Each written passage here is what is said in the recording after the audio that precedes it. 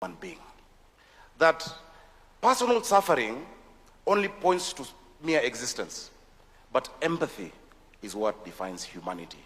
Many of the actions you're going to take, many of the actions we're discussing are not for yourselves or for your families, but are for those who may not be in this room, who cannot make a case for themselves. So I want to encourage all of you that you're not in Nairobi in vain.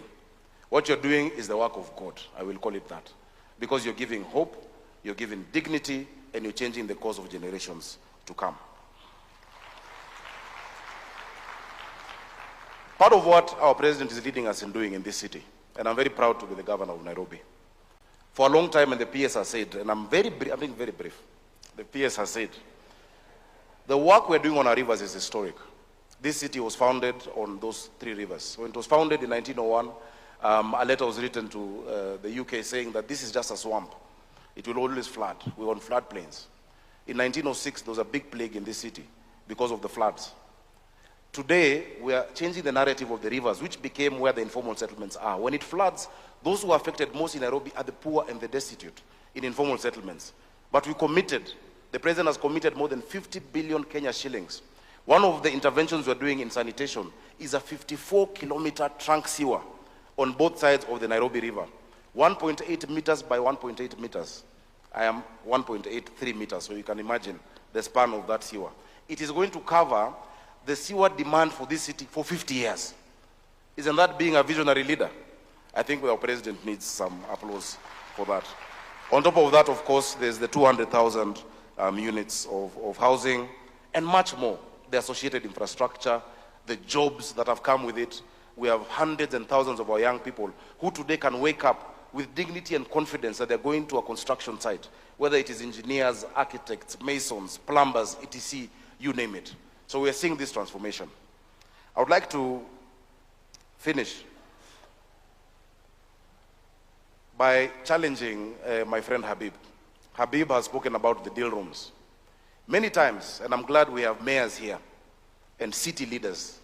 And yesterday I threw a brief challenge. I didn't go much into it because I was just to speak briefly. Mostly cities are called to make welcoming remarks, not to talk about the cracks of the matters. But these mayors and city leaders are the ones who grapple every day with the urban challenge on our continent. I think they deserve better recognition. And I've seen one of my predecessors, Mayor Joe Akech, when Nairobi had mayors back then. Let's appreciate him.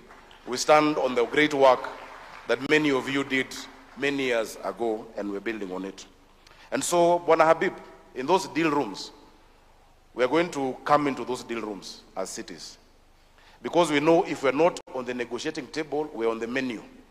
And we have refused to be on the menu as cities and as subnational governments.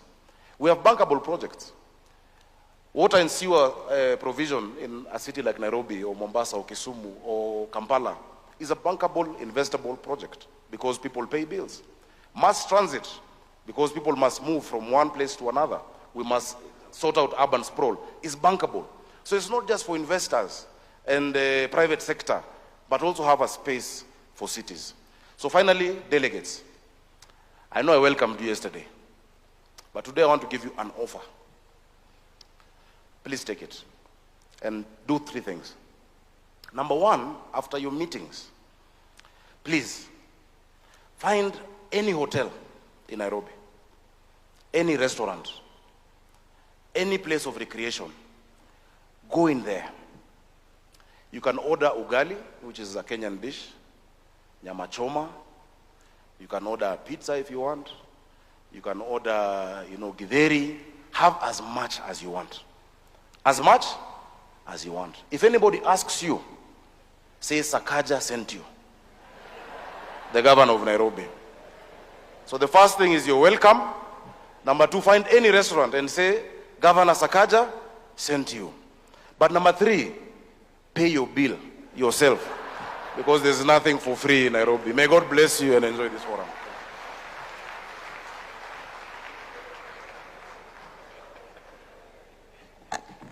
Thank you very much, Governor Sakaja. To bring us to the end of this session, allow me to invite my boss, my cabinet secretary, Madam C.S. Wahome. Come on, let's give her a round of applause. She's done a remarkable job in organizing this event. Thank you so much. Thank you. Thank you. Let's give a clap to P.S. Hinga. He's the guy I ride on for implementation. Thank you. Thank you very much.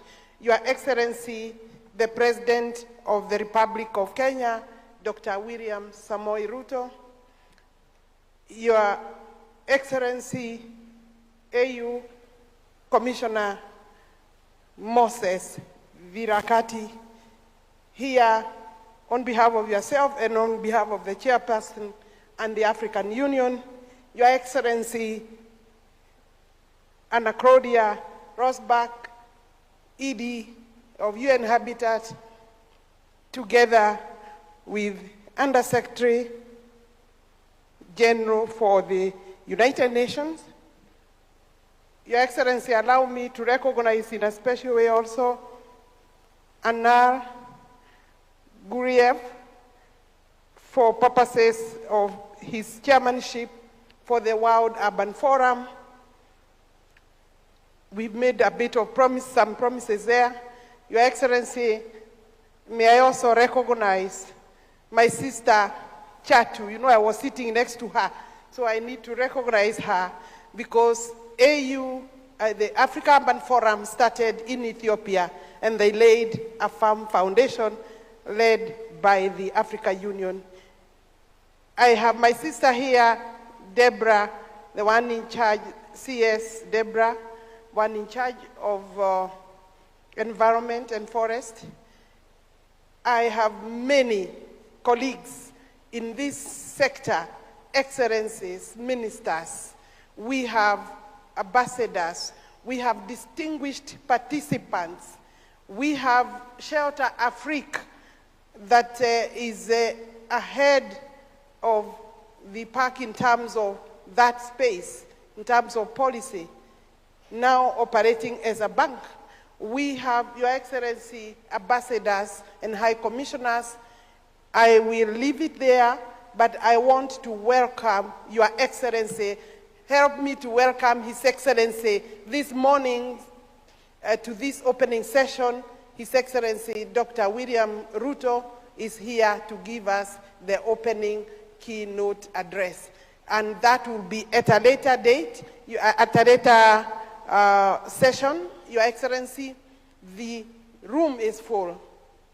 And I assure you, even yesterday, it was this full. We have exchanged great ideas. But one thing that came out, Your Excellency, is that we must move from boardrooms, we must move from halls, and we must consolidate our energy, our strength, and our ideas. With those remarks, Your Excellency, allow me to just say one or two things that as I address you on this second Africa Urban Forum here in Nairobi, at a moment when the question of housing and urban development has firmly moved to the center of Africa's development agenda. Allow me at the outset to recognize the leadership of His Excellency President William Ruto, who has been designated as the global champion for adequate housing by UN Habitat. Recognition that reflects not only Kenya's national commitment, but our own shared conviction that housing must be elevated at a global and continental priority. Your Excellency, across Africa, rapid urbanization is no longer a future prospect. It is our present reality. Yet, unlike previous global urban transitions, ours is unfolding under conditions of constraint, limited physical space, growing populations, climate change and vulnerability, significant infrastructure deficits. The list is long. This presents us with a dual reality. On the one hand, our cities are engines of growth, innovation, and youth employment. On the other hand, without deliberate and coordinated interventions, they risk becoming centers of exclusion and institutional centers of inclusion and vulnerability. It is within that context, Your Excellencies, that Kenya has made a deliberate and strategic policy choice to place housing as one of our priority areas in our national development agenda under the leadership of His Excellency. We have recognized that housing is not simply a sector. It is a system that connects land, infrastructure, finance, labor, and markets. A system that, when structured effectively, unlocks an economic activity across multiple value chains, going from construction, manufacturing, and also service delivery. The local enterprise, therefore, becomes a beneficiary, and such a system, when scaled up, is able to deliver both social outcomes and economic transformation. Excellencies, our approach to provision of adequate housing in Kenya is anchored on 3 key pillars. First, we have prioritized policy and institutional alignment, ensuring that housing delivery is coordinated through a whole-of-government approach that integrates planning, financing, and implementation. Indeed, our financing is a local solution.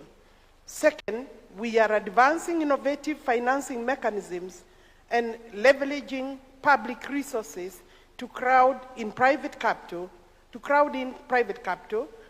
structuring blended finance solutions, and creating predictable funding streams to support delivery of scale or at scale.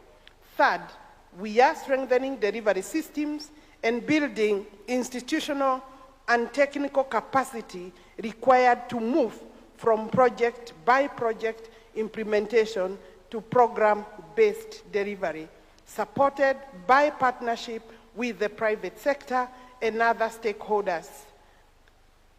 Through this approach, we are not only delivering housing units, the figure now stands at close to 300,000, but are also building an ecosystem that supports job creation for our youth, strengthens local industries, and expands access to dignified living conditions for our citizens.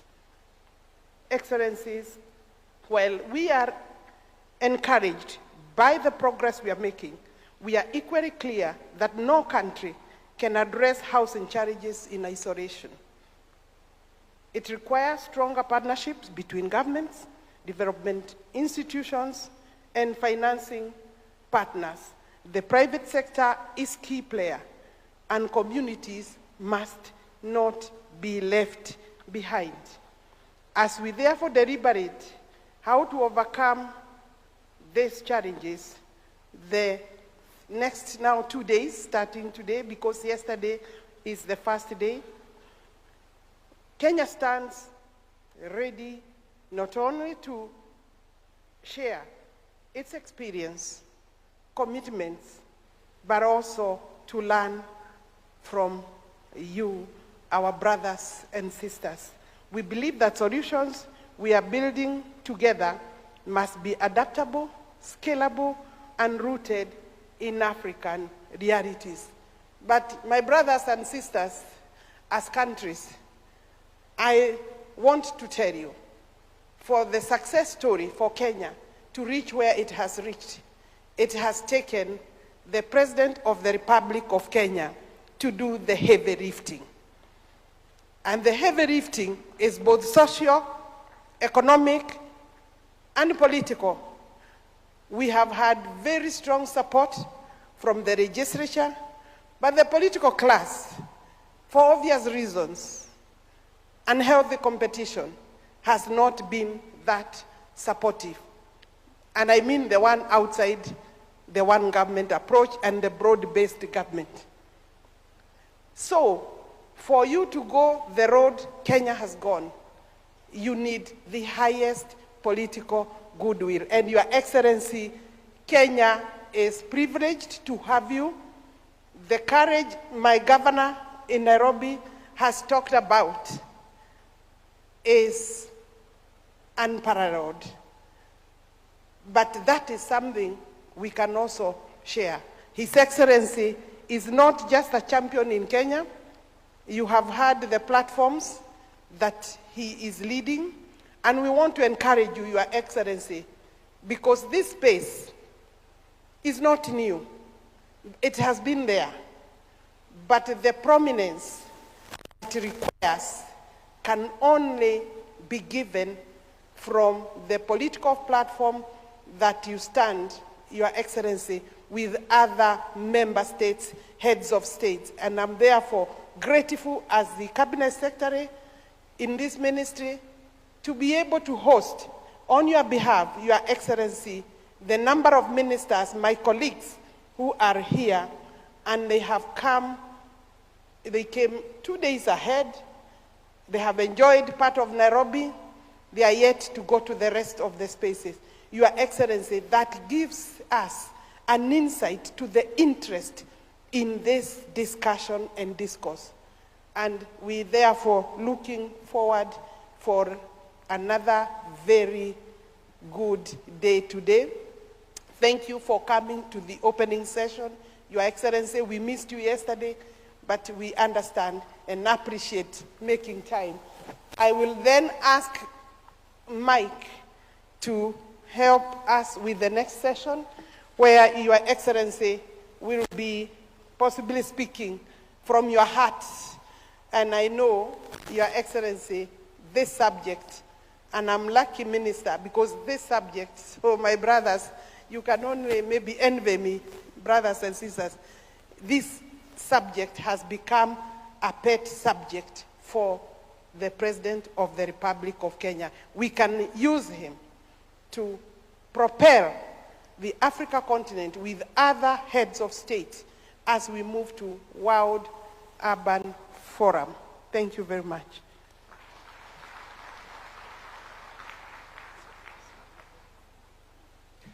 Another round of applause for Cabinet Secretary Alice Wahome. Thank you very much. Your Excellency, I believe all in this room believe that the future is urban. And Kenya has already embarked on the journey for adequate housing. So let us now trail our eyes on the screen as we see snippets of this journey.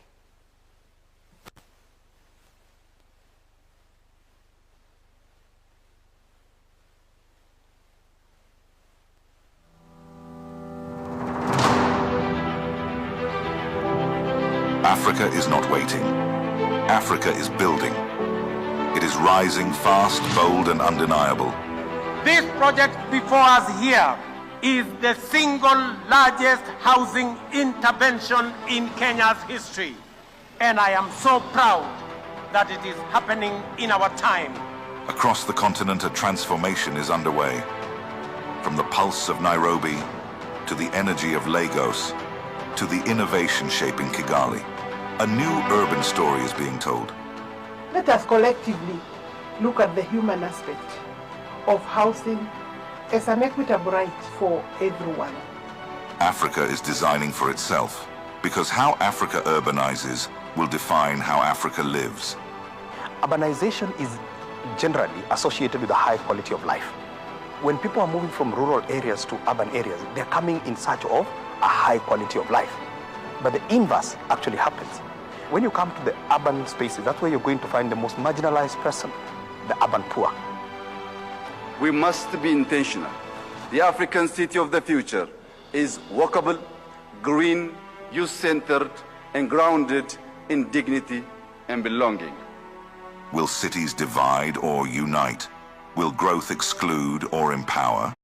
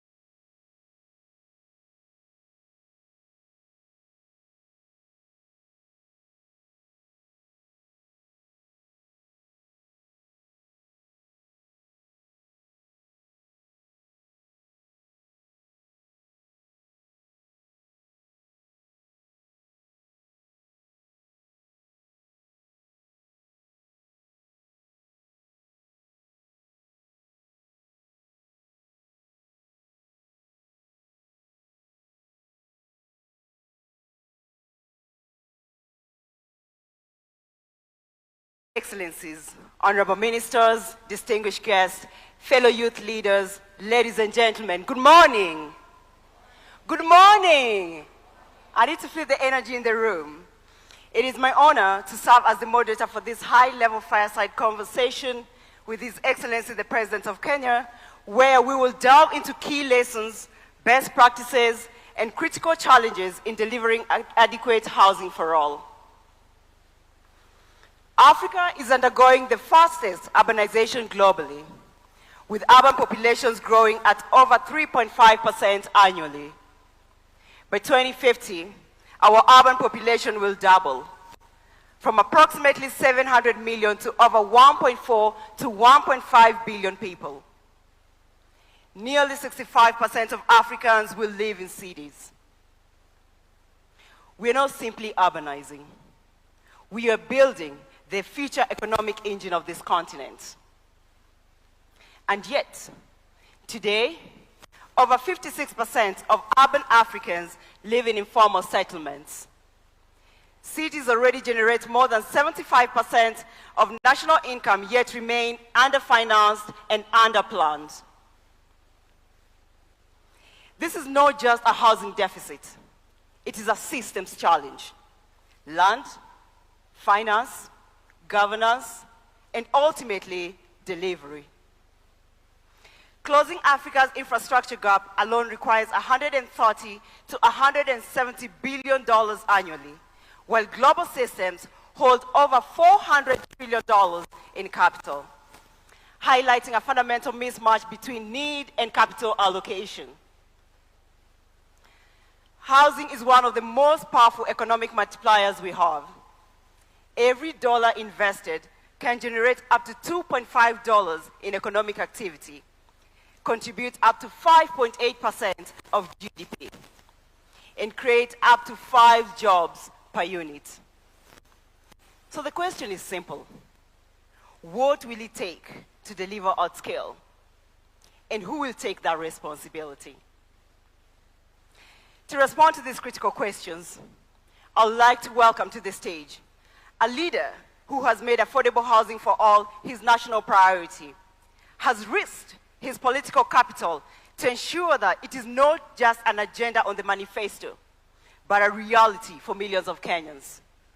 He is a powerful continental voice, and recently, last year at the United Nations General Assembly, he was recognized by the United Nations as a global champion for affordable housing for all. Ladies and gentlemen, please put your hands together for His Excellency, Dr. William Samoei Ruto, the President of the Republic of Kenya, as he comes to the stage.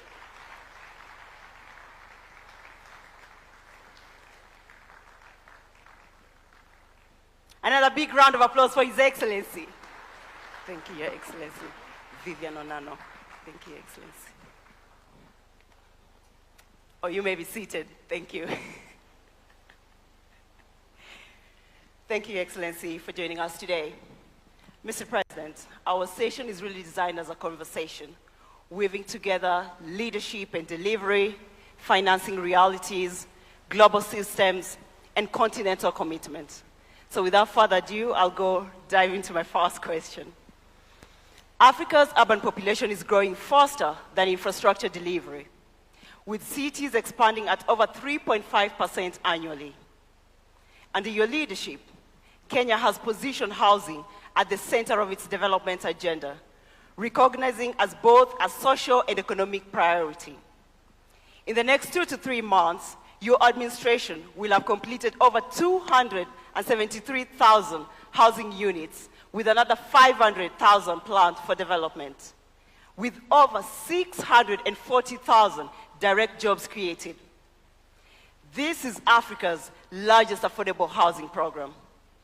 Mr. President, this is bold leadership, and we would like to understand how you made this happen. What did it take to move housing from political commitment to a fully functioning economic system that delivers at scale? And what are some of the bottlenecks that you have had to intervene on to ensure affordable housing remains a national priority, Mr. President? Thank you very much, Vivian. and welcome colleagues and friends from across our continent to Kenya. The conversation that you want to engage me in is a conversation that is very close to my heart. Affordable housing is not just about houses. It's about people. It's about dignity. It's about jobs. It's about careers. It is about business and much more. And you have asked me a fundamental question that how did we move this from manifesto, from documents, from ideas into reality? And I have only one answer.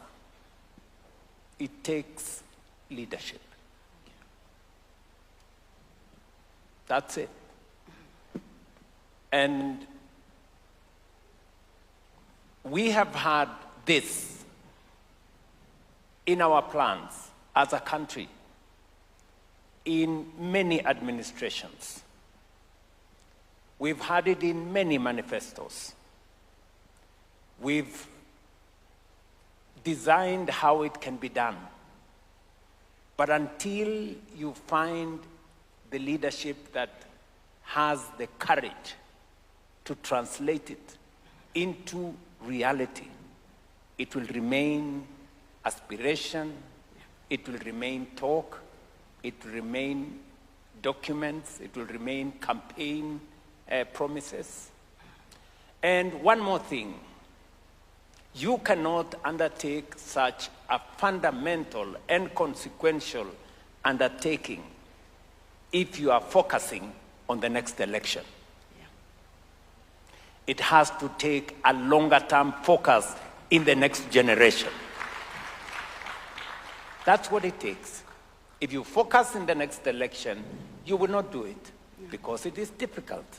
It requires heavy political capital. It requires mobilizing resources, how to finance it. And that is why today, as I sit here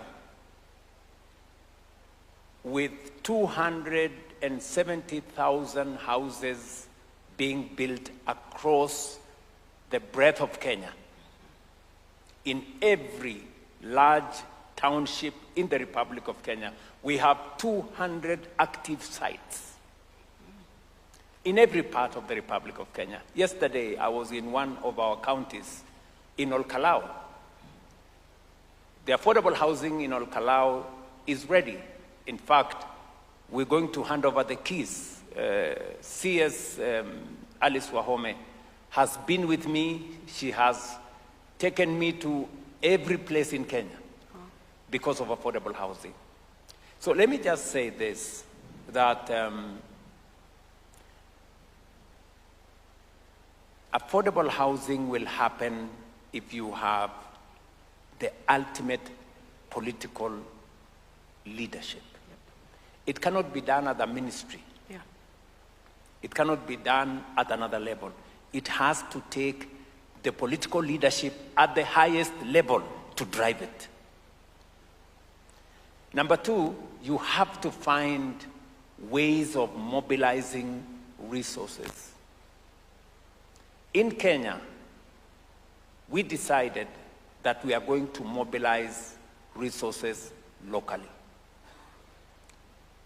The houses we have built in Kenya, maybe ministers sitting here, and I want to say this is a very important forum. We have close to 40 countries represented here at ministerial level because housing is such an important topic for any government because the world is urbanizing. You've just given us the statistics. We have 700 million people today in our continent living in urban settlements. For us in Kenya, we have 7 million people living in informal settlements. We have 1,140 odd informal settlements around the country. And in fact, strangely, a few years ago in Kenya, when visitors used to come to Kenya, I don't know how this happened, that we used to be proud of, okay, take this visitor to go and see the largest slum in our region. You know? So you take your visitor to go and see Kibera, the largest slum in our region, to go and see squalor and poverty and filth, and, you know, which is not the right thing to do. Not to deny that this exists. Yes, it does. But somebody has to do something about it. Today, I can proudly say, when these ministers leave these rooms, they will be taken to see how we are transforming those informal settlements into decent living houses for the people of Kenya. And the houses we have built, we have not borrowed money from the World Bank. We have not borrowed money from anywhere. We built these houses using our own resources. Wow. I bet you, today we have signed $4 billion of housing contracts. That is an equivalent of 650 billion Kenya shillings. If I were to look for $4 billion from wherever, it would take me maybe 10 years of going to this town and the other town and seeing this person and the other person and signing this paper and signing another one. So I decided that we are going to have a conversation with the people of Kenya. And difficult conversation, that we have a situation, we need to fix it. And as was described by the governor of Nairobi, it wasn't an easy conversation, because change has a price. Unfortunately, status quo has also a price. And always, the price of change is lower than the price of status quo, ultimately. So we had a conversation, difficult, and I must thank our policymakers. When I went to the people of Kenya, I promised that we were going to undertake housing. And we were going to undertake housing because of 4 reasons. I explained myself to the people of Kenya. The people of Kenya trusted me with their vote. When I came to office, I asked my team that we had been elected with, that now it's time to implement what we promised the people of Kenya. And many members of parliament who are my friends told me, Mr. President, we cannot do this. This is difficult. This housing levy is difficult. But I told them, so are you telling me that we told the people of Kenya what we had no intention? In fact, I remember asking some of them who are my friends, I told them, when you had me on the platform telling the people of Kenya, we are going to build houses, their children are going to get jobs, we're going to move them away from slums, what was going on in your mind? How did you think that we are going to do this? And I want to thank our parliamentary group, that when I explained to them that this was not something we are going to bargain with, they agreed with me. They passed the necessary legislation. We went through difficult times, but today we can proudly say as a people and as a nation that we are doing some of the most consequential things. And this is very emotional. Why? you haven't seen the kind of impact that this has on real people. When I went to move the first batch of people who are living in a slum, right here in Nairobi called Mukuru, a place where there is no toilet, a place where there is no road, there is no water, there is no electricity. For you to use the toilet, you have to pay. For them to move from that state to 10th floor of a building that has water, that has piped gas, that has electricity, that has a lift, that has a playground, that has a school, that has a hospital, that has street lighting. You don't know the kind of impact you make to those kind of people. So, this is not just about houses. As I told you, it's about people's careers. In January this year, we brought on board about 6,000 interns. You know, apart from 600,000 people working, who were not working 3 years ago. Architects, engineers, plumbers, quantity surveyors, carpenters, a whole array, realtors, painters, people who have gone to college. We're talking about graduates from our technical training colleges, certificate, people who have a certificate in electrical, in being an electrician, people who have degrees in architecture. These are real people with real careers to pursue. Today they have a chance to pursue their careers. Today, because of the housing program, we have industries that have come on stream. We have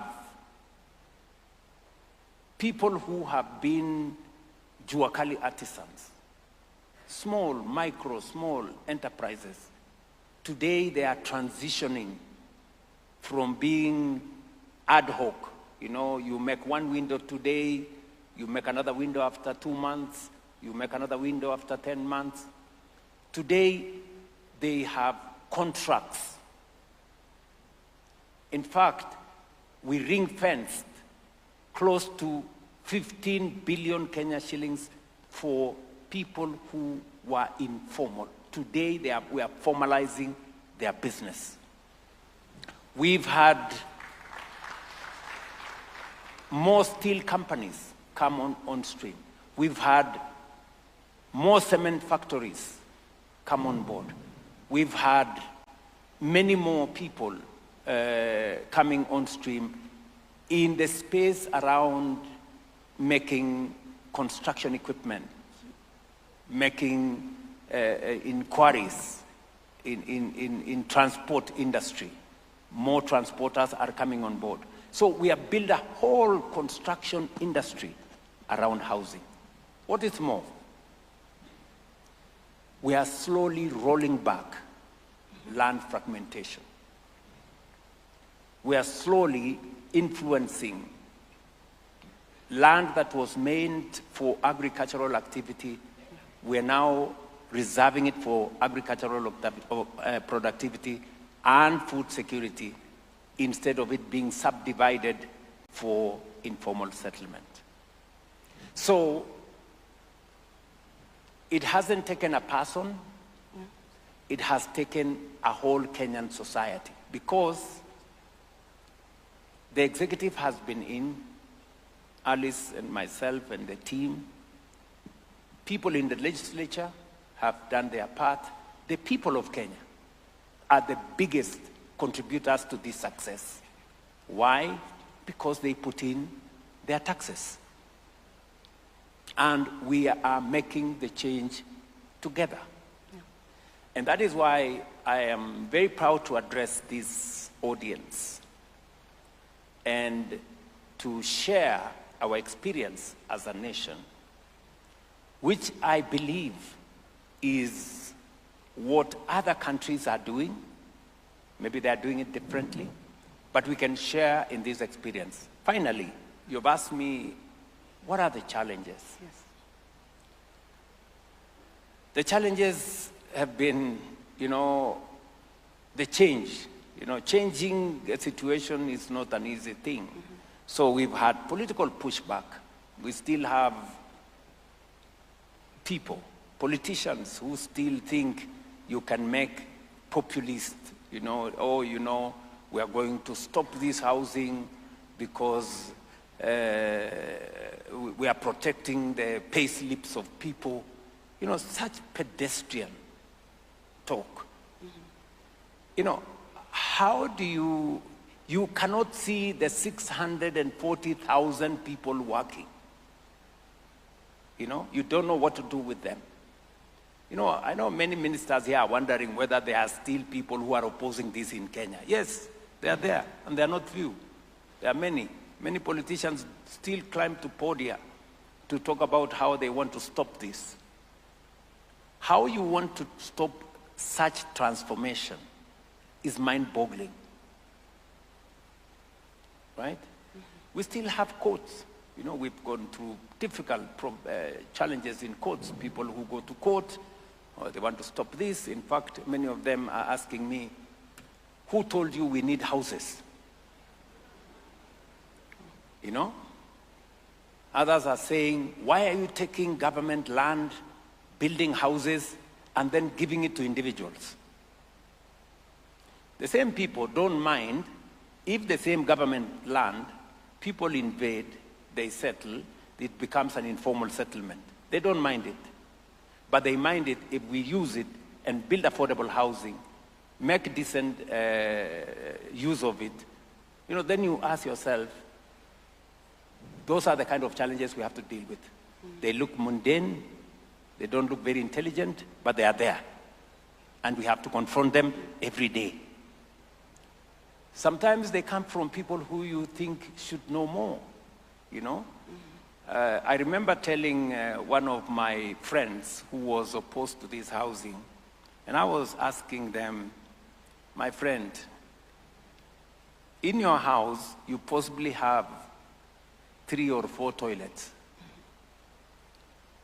One in your bedroom, one somewhere, another one somewhere. There are people who don't have a toilet. They have to pay to use a toilet. That is the conversation we're having. It is as basic as that. So if you don't see the value of a social house or an affordable house, there are people who desperately need it because at the very least, they need a toilet of their own. That's how basic it is. And finally, let me say this. It is about dignity. Giving people dignity. It is about getting another group of people to own something. Today, in a social house, for as less as $30 a month, you become a homeowner. That would not happen under any other circumstance. It would not happen. If we left this to the private sector, the private sector builds for those who can afford, not those who need.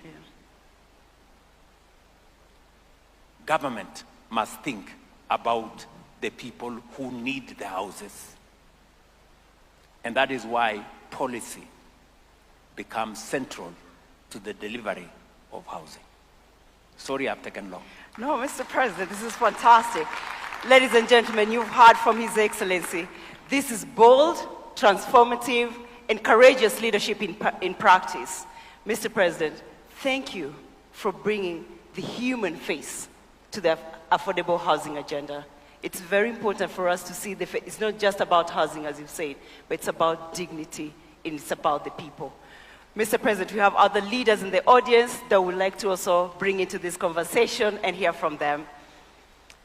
My first question I'd like to pose to Her Excellency Anna Claudia Rosbach, UN Undersecretary General and Executive Director of UN Habitat. Madam Executive Director, when you talk about the future of Africa,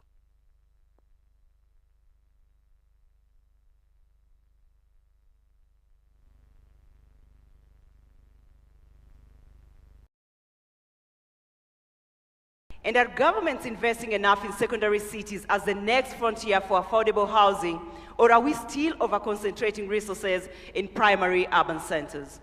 Madam Secretary. Thank you so much. First of all, I really would like to appreciate Mr. Excellency President RUTO for your honesty and transparency. Indeed, housing is complex, and without top leadership, as you said, Minister, it's very difficult to accomplish because there are so many factors involved. But President spoke about the hundreds of millions that are coming to urban settings in Africa. And I spoke about the rural urban, but also the migration among cities. And our data shows that the growth is actually happening in intermediary city. But if we look at metropolitan areas, the pressure is very, very, very high. At the front line, as you all mentioned, and as we are discussing at this forum, is housing. Because we cannot think about people coming to cities and not having housing. As the President said, the markets are limited. Right now in Africa, I would say 10% is the outreach of the market. Just because the incomes of the people are this low and the prices of their houses are this low. And somebody needs to fix that. So you putting public land into housing helps to cover the gap. You find the finance, and very well highlighted, the domestic finance, because this money is not out there available, is critical to cover this affordability gap. So the city planning, the role of the local authorities, of the mayors, of the governors is critical. Because if we don't line up these actions, the money, the regulations, you mentioned a law, you change the law that comes from the national level, the programs that comes and the planning that comes from the national level, if we don't line up with what's being done at the local level, if the governors, if the mayors, they don't plan for this growth, then it's going to be sustainable. So you need to build the houses, but you need to be conscious that where you build and how you build make a difference. And here I would like to call attention for the densification of the housing program, because indeed, we cannot continue urban sprawl. This is affecting food security, this is affecting our natural resources. So this is also, you mentioned, Mr. President, about a social pact that you did with the Society of Kenya, but this needs to be replicated at the local level. Because if you don't agree with the society, how the city is going to grow up and to the side, and for whom, then it's not feasible. Thank you. Thank you, Madam Executive Director, for reinforcing the importance of... Can you allow me just to backstop what she has said? It is very fundamental that governments at all levels are aligned. I must commend the leadership of Professor Anyang' Nyong'o in the Council of Governors, because it wasn't going to be possible for us to roll out this in a very short time if we didn't have the partnership of our county governments. Today,